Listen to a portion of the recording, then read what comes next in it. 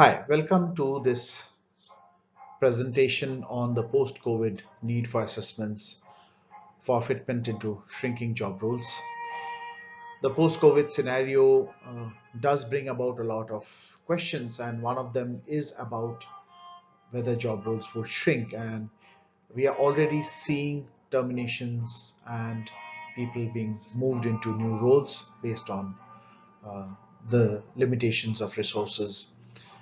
So hence we thought it would be important to focus and help gather attention towards the importance of assessment in such a scenario. So let's put on our masks and begin. Uh, do watch till the end as there would be insights which you might find very useful.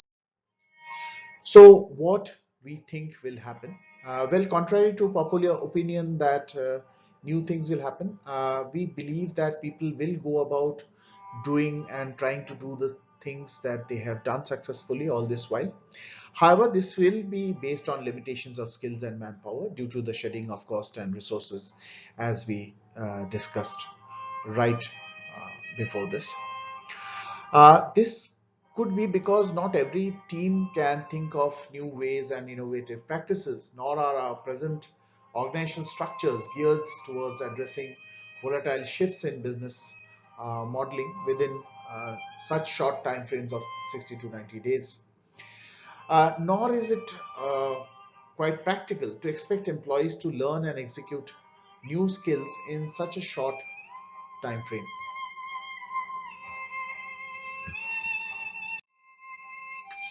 So what have we already been doing and what are some of the things that we have already done or seen happening? We have already thought of some of the solutions and most of them are linked to human employees. This is per se because of course that the factor is more about addressing the humankind, uh, but also for the factor that relying on humans, be it at work, in our personal lives or in society, is not such an easy task. Some of the employees have already been terminated, or some organizations are thinking about relocating job roles for employees based on the criticality of operations, and this could be to a certain extent based on the leadership gut feel and their confidence on the employees' execution skills. And this could take a big hit if it does not work out based on what we think uh,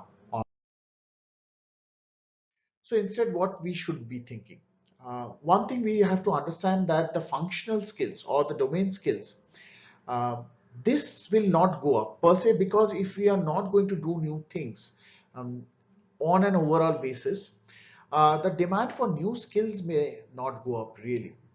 Rather than new skills, it is our willingness to transform our own abilities in playing multiple roles at the workplace, which will hold the key to being successful in post-COVID scenario.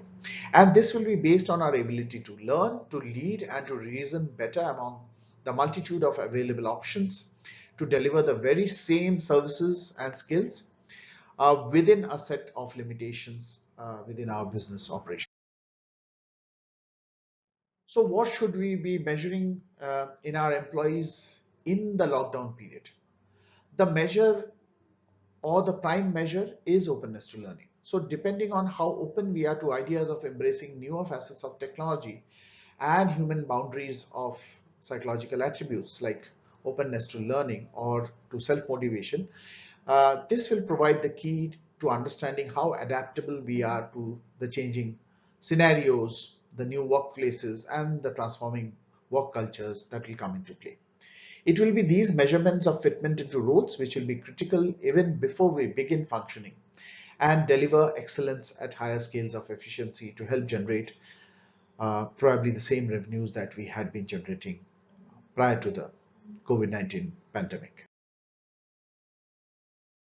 Now, if you look at the scope of assessments, as per the Institute of Applied Psychometrics, there are four factors that make up an individual: the physical form and the physical factors, the cognitive factors, which are basically the reasoning and intelligence forming factors, Then there are the conative factors, which are uh, the intrinsic needs and wants, the motivations, the self-regulatory mechanisms, the beliefs, and the academic interest.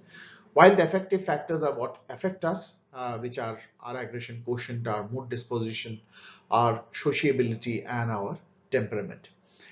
As you can see, personality is formed of your beliefs and academic interest and your self-regulatory styles and the affective factors of mood and temperament and sociability and aggression quotient.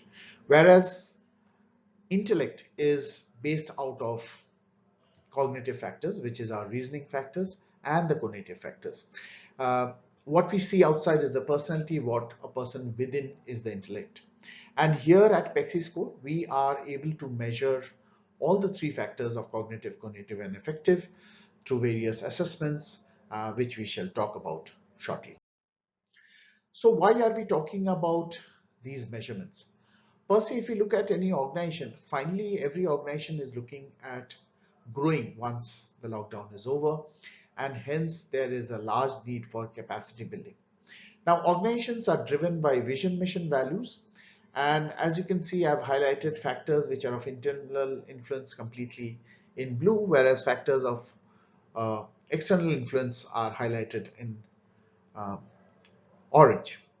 Now, culture, skills, and to a certain extent organizational growth are driven by internal factors. However, when capacity building has to look outside the internal domain of the organization, which means it has to find out new people.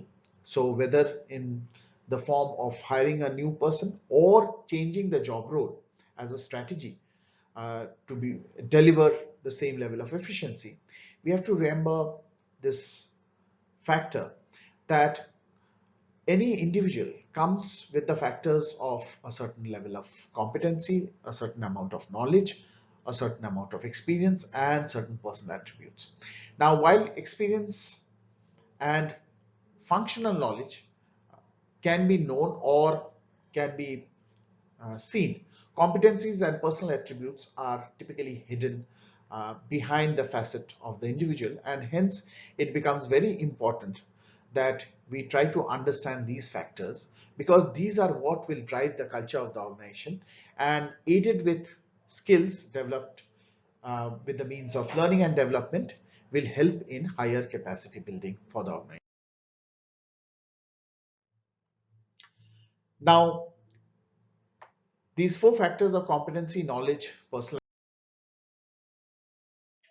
can be measured using uh, the factors of temperament. And what is basically temperament? It is the genetic predisposition and the behavioral predisposition put together what forms our temperament, and hence our approach towards both our work and also personal. We measure it. We measure it through an assessment grid. And at Pexiscore, our assessment grid helps cover the understanding of any candidate across multiple levels. So there's the inner framework of cognitive skills, which is the reasoning skills, their core values and their functional skills or their domain skills. Then there's the middle ring of competency and motivation to understand how well they are adapted to be part of the new organization structure. Then you have the managerial competence and hierarchical engagement to understand the leadership potential of these people as they contribute. Now, for any organization which hires resources, both in terms of humans and machines, to fulfill its end goals of growth and profitability, it is important to keep in mind that most hiring models focus only on the assessment dimension and fail to sync it with the core philosophies of the vision, mission, values, and which are the core to business existentialism. And so an organization is based on its vision, mission, values, and these are driven by aligning them also to the hiring practices. So if you notice here, while the individual has a factor of an exterior disposition and also an interior disposition, there are also within groups, which is departments or the organization as a whole, which is influenced internally by its culture and externally by the various groups or the departments that they are part of. So if we can align the behavior required for the particular job role and hence put that right individual in that right job role, we will be able to address and align the core business existentialism proposition of vision, mission, values. Talk with you in detail about this uh, in probably one of the next segments. So what do we measure in the leadership fitment? People in leadership positions can be measured to understand whether they're people oriented or task oriented. Now, this framework is a very common framework. It is based on Paul Hersey and Kenneth Blanchard's situation leadership model. And as you can see, in a hypothetical organization, there could be 23 leaders who are social, there could be 2 of them who are democratic, 7 of them assertive, and 2 of them as influencers. Now, based on the organization perspective and the need of the hour, these would obviously require change, and hence it might mean putting the right person in the right role going forward. Now, why is this kind of a model important? Finally, for leaders, we have to understand that leaders take decisions based on their managerial competence, their functional or domain expertise, and their ability to reason. Now, what do they finally reason, or how do they make decisions?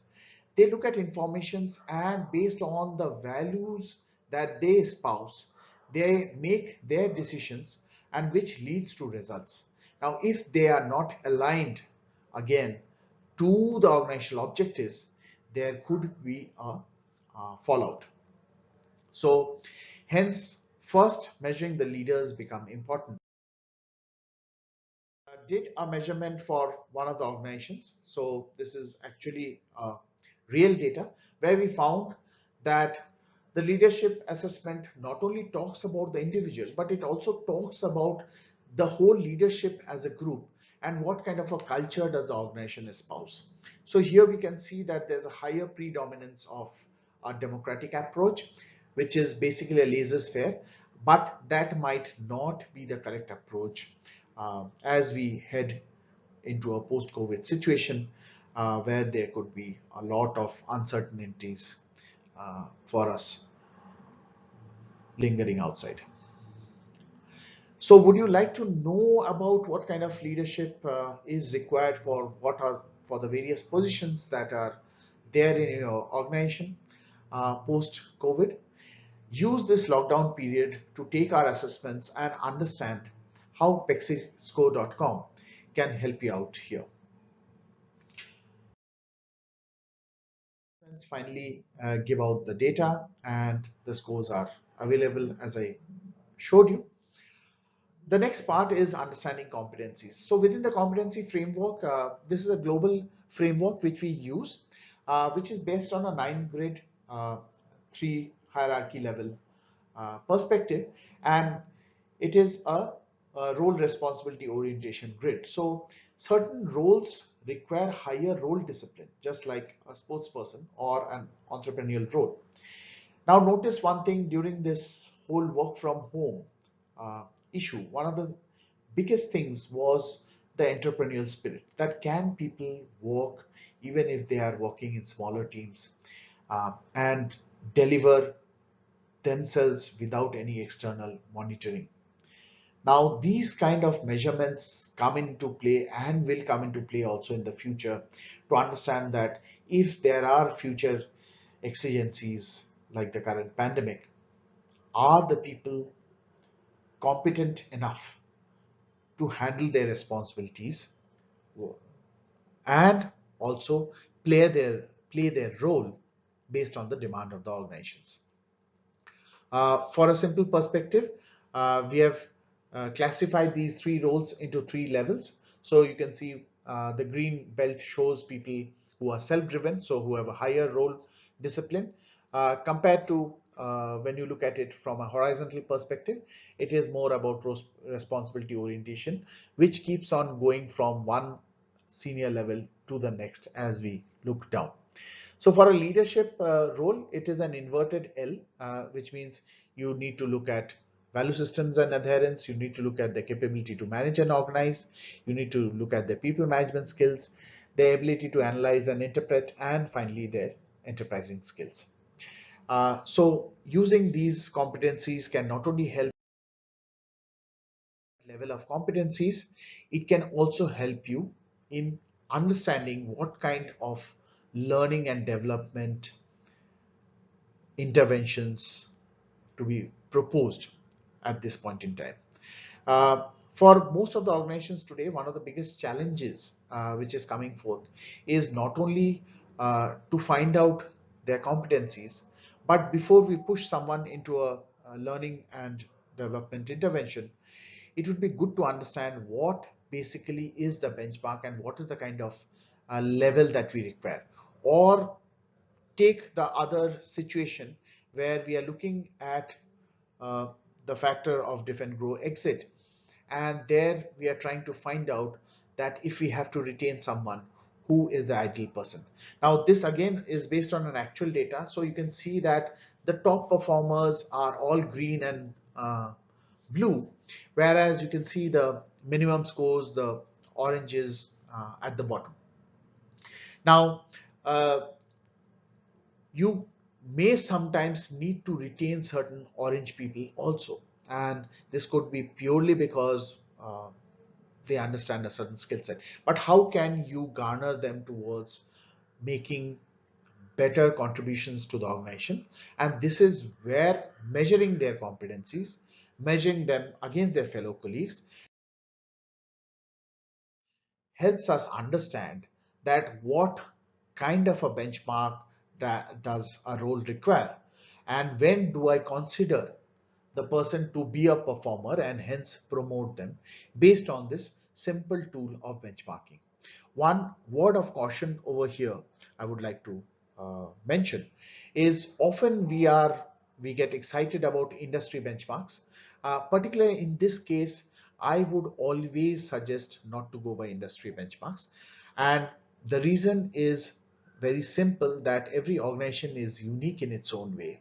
So an organization copying another organization in terms of the benchmarks will only make it look too good or make it look too shallow without understanding what truly drives and hence what is the uh, ideal benchmark.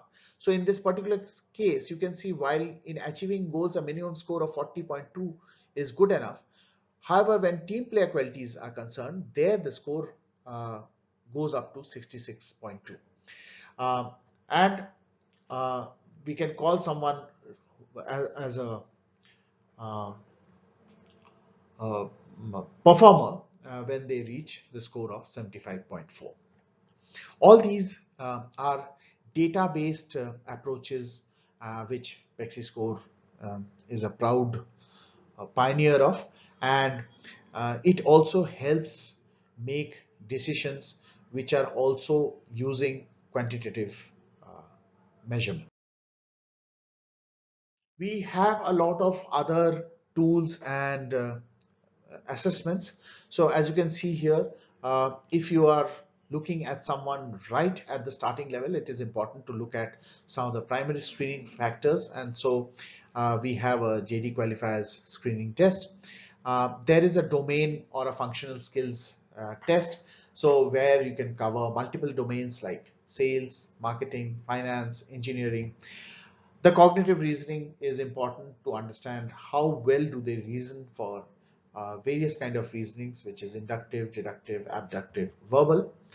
The competency framework we already discussed, which is based on 9 attributes spread over 3 hierarchies, and these can be customized also. Motivation helps us to understand the temperament and the motivation, and for every job role, a different motivation may be ideal. Finally, it comes to the leadership, where we not only look at the situational leadership model, which I talked about a while ago. Uh, but we also cover the authentic leadership trait, plus we look at temperament, motivation, aggression quotient, and also a subjective evaluation along with the people task matrix. Now, at the junior level, you may want to only look at the functional skills. If you are hiring, then you might want to look at, of course, the screening test and their cognitive reasoning capabilities, along with core values. Core values are basically very, very important, as we highlighted how non-alignment to core values can later lead to existential crisis for the business. At the middle level, you would want to, other than core values, want to look at motivation, functional skills, cognitive reasoning, and definitely competency.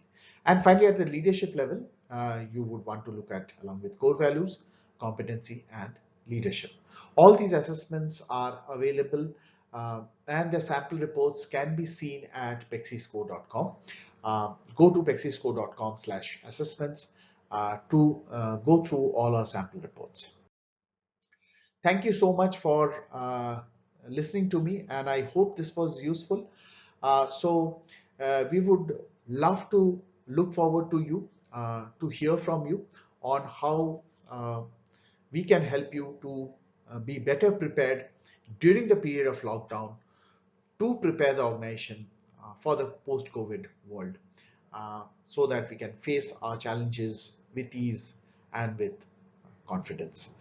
Thank you for listening to me, and do visit pexiscore.com to know more about us, or write to us at score@pexitics.com. Pexitics and Pexiscore are part of the same family, and Pexitics stands for People Excellence Indicator Analytics, because analytics is the core of our organizational drive. Thank you so much, and have a good day. Stay safe, stay home.